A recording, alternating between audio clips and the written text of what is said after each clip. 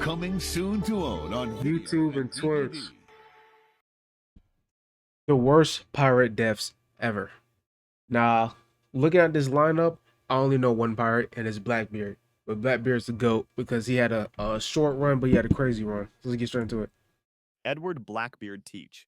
On November 22nd, 1718, 38-year-old Edward Teach was anchored off Ocracoke Island, North Carolina. Aboard his ship Adventure, Teach, known throughout the Atlantic world as Blackbeard, had terrorized merchant ships for years with his fearsome appearance and ruthless tactics. He wore his black beard in long braids, sometimes tucking slow-burning fuses under his hat to create a demonic smoking effect. See, like, he really was the ore farmer, though. And a crazy fact, he was 6'3" in a time back then when, like, the height wasn't like everybody wasn't taller. So like he was really like a demon. Like, imagine like you probably like 5'8", 5'7", and you just see somebody 6'3", smoking beard, and you don't even, like, in a death battle. By late 1718, colonial authorities had had enough. Virginia Governor Alexander Spotswood commissioned Lieutenant Robert Maynard of the Royal Navy to hunt down Blackbeard. Maynard sailed south with two small sloops, light, fast, single-masted warships built for speed and maneuverability, called the Jane and the Ranger. The ships carried no heavy cannons but were packed with sailors and marines. Early on the morning of November 22nd, Maynard's vessels approached Ocracoke Inlet, where Blackbeard's ship was moored.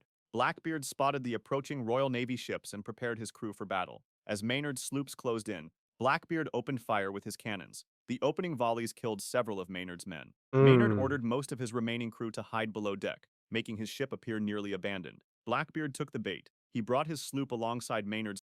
Ah, no. So that's how he fell for it. He pushed. He got aggressive when he should have been. Oh, he went on the offense. He should have. I don't think he knew they didn't have cannons though. He should have kept his distance. He would have won if he kept using the cannons. I'm not like when they killed Blackbeard, they did him dirty. They cut his head off and put it on the top of the ship. Vessel and led his pirates in boarding. As Blackbeard and his men climbed aboard, Maynard's hidden sailors suddenly emerged from below deck. A fierce hand-to-hand battle erupted on the blood-slicked deck. Blackbeard and Maynard confronted each other directly. The two men exchanged pistol shots at close range. Blackbeard was hit but continued fighting. The Mm. pirate captain drew his cutlass and struck at Maynard, breaking the officer's sword blade. As Blackbeard raised his arm to deliver what would have been a killing blow, one of Maynard's men slashed him across the throat from behind. Even with this terrible Oh, wound, Blackbeard kept fighting. Sailors surrounded him, firing holy. pistols and hacking with cutlasses. Blackbeard absorbed approximately 5 pistol shots. Oh my God. But Blackbeard, come on. You can't tell me he not 50 cents back then. He was the 50 cents of the day. 5 shots? Still standing? And 20 sword wounds Bro, 5 shots, 20 sword slashes, and he's still standing? before finally collapsing. The legendary pirate captain died on the deck. Maynard immediately drew his sword and severed Blackbeard's head from his body. The head was hung from the bowsprit of Maynard's Mm. sloop as a trophy. Blackbeard's headless corpse was thrown overboard into the waters of Ocracoke Inlet. Maynard sailed back to Virginia with the severed head still displayed. Upon arrival at Hampton Roads, authorities placed Blackbeard's head on a pike at the harbor entrance where it Yep. remained for years as a grim warning to anyone considering piracy. William Captain Kidd. On May 23, 1701, 56-year-old William Kidd stood at Execution Dock in Wapping, London, preparing to die. Kidd had been a respected privateer and ship captain before being accused of piracy and murder. His trial had been a spectacle, Wow. and he was convicted despite his protests that he had been betrayed by his backers. Execution Dock was London's traditional site for hanging pirates, located on the Thames River at low tide. The night before his execution, someone provided Kidd with large quantities of rum. By the time guards brought him to the scaffold the next morning, Kidd was completely drunk. He could barely stand as he was led up the gallows steps. The executioner placed the noose around Kidd's neck and positioned him on the platform. A large crowd had gathered to witness the death of the infamous Captain Kidd. The executioner pulled the lever. The platform dropped. Kidd fell through the trapdoor. Then something extraordinary happened. The rope snapped. Kidd crashed to the mud below the Oh, gallows, he weighed still too alive. much. Some spectators shouted that this was a sign from God, that Kidd should be pardoned. Others in the crowd saw it as divine intervention. But if you think about it, if you survive like an attempt like this, I think you should get pardoned. He was cause like he was charged on pirate being a pirate, but you don't know who he stole from, who he killed, or what he stole. So, hey, we tried it. Hey, I guess you're free to go. Intervention. The executioner and guards quickly grabbed the dazed, drunken kid and dragged him back up the gallows stairs. A new rope was secured around his neck. Moments later, the trap door opened again. This time, the rope held. William Kidd died by hanging at execution dock, but his ordeal wasn't over. Authorities had decided to make an extreme example of Kidd. His body was covered in tar to preserve it, then locked into an iron gibbet cage. The caged corpse was hung on a post at Tilbury Point on the Thames River. Kidd's tarred body remained on display for 3 years, slowly deteriorating as ships passed by. That's His head was insane. mounted separately on a pike, and his personal effects were displayed publicly. The grim spectacle was meant to terrify any sailor who might consider turning pirate. Kidd's body hung in chains until the elements finally reduced it to bones, a warning Wow. visible to every vessel entering or leaving London. Stade Bonnet. On December 10th, 1718, 30-year-old Stade Bonnet stood in Charlestown, South Carolina, preparing for his execution. Bonnet was unlike any other pirate of his era. Born into wealth on a Barbados plantation, he had abandoned his comfortable life as a gentleman to become a pirate, earning him the nickname the Gentleman Pirate. His brief pirate Once again, bro, I'm telling you, rich niggas doing broke niggas shit. It's like, bro, you got it all. What you being a pirate for? It's like, oh, come on, bro. piracy career had been largely unsuccessful, and he'd been captured after trying to establish a legitimate pardon. The morning of his execution, Bonnet dressed in his finest clothing as if attending a social function rather than his own hanging. He wore expensive garments befitting his aristocratic background. He even carried a small bouquet of flowers, though the blooms had wilted during his imprisonment. A militia unit assembled to escort Bonnet to the gallows. As the procession began, drummers beat a slow, somber death march. Bonnet walked through Charlestown. See, like, I couldn't even give you the satisfaction of getting this off on me. Hey, you see buddy holding this rifle? You better get ready to use it. Cause I'm finna fight, claws, scratch my way until you have to put that till you have to put two in the back of my head. I'm not letting you get this public execution. Everybody watching, everybody cheering. Nah, you going to shoot me in the back, in the back house.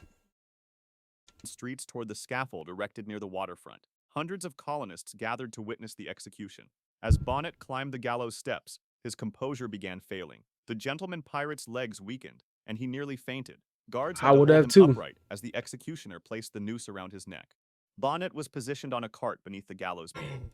The noose was tightened. Then the executioner cracked his whip. The cart lurched forward. Bonnet dropped, and the rope went taut. The gentleman pirate died dangling from the rope, his fine clothes and wilted flowers marking his strange end.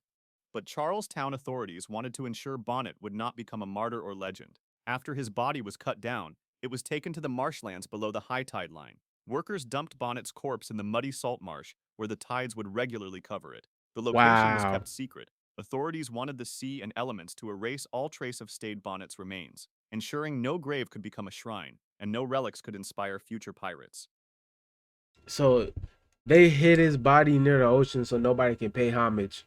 I mean, I don't know who would want to pay homage. It sounded like he was a terrible pirate. The gentleman who had abandoned everything for piracy vanished into the Carolina mud. John Calico Jack Rackham. On November 18th, 1720, 38-year-old John Rackham was hanged at Port Royal, Jamaica for piracy. Rackham had earned the nickname Mm. Calico Jack for his colorful calico clothing. He was famous not just for his piracy, but for having Imagine losing your life to, like, you in this pirate world. Imagine losing your life to a nigga like this. He looked like a 12-year-old boy. two women pirates in his crew, Anne Bonny and Mary Read, who fought as fiercely as any man. Rackham's capture had come in October 1720, when a Jamaican sloop cornered his vessel off the coast. Most of Rackham's crew, including Calico Jack himself, had been drunk below deck. Only Oh, they Anne got Bonny caught and Mary lacking. Red fought vigorously against the boarders. After capture, all were taken to Jamaica for trial. The trial was swift. Rackham was found guilty and sentenced to death. Before his execution, Anne Bonny allegedly visited him in his cell and told him, "Had you fought like a man, you need not have been hanged like a dog." On the day of his Oh, hanging, Rackham was nah, that's a hard quote.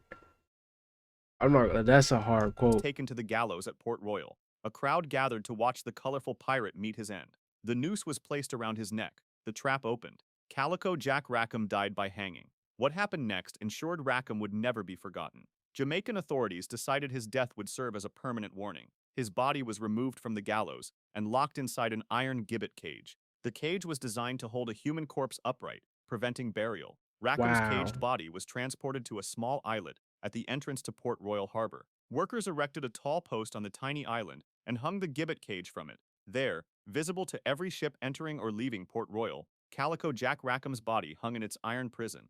The tropical sun baked his corpse. Seabirds picked at the remains through the cage bars. Rain and Mm. wind weathered the bones. The spot became known as Rackham's Cay. His skeleton reportedly remained on display for years, swaying in the Caribbean breeze as ships sailed past. The desiccated bones served their intended purpose as a stark warning to any. And people be talking about like our society now is a problem. But like people used to generally get like excited and plan to watch public executions, and they used to like seeing the bodies of dead people who were like just hanging.